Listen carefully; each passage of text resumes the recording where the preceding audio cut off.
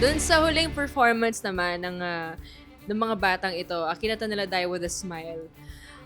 It was a surprise kasi nagulat talaga ako na yun yung song choice ni Coach Billy for them.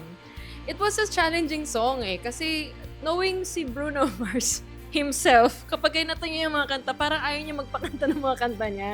Dahil ang taas kasi ng range niya and parang yung 'pag kinanta mo siya sa sa normal voice mo, para na siyang female key kahit na lalaki yung kumakanta.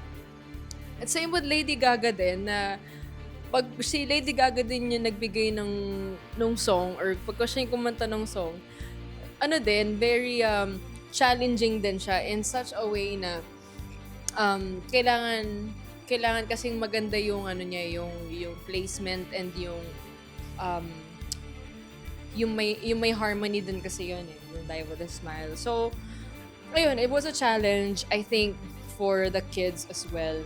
To be fair, kasi ganyan din yung nangyari sa akin sa team ko, na pinakanta ko sila ng Since You've Been Gone. So, parang ang hirap nga nang binigay kong kanta sa kanila.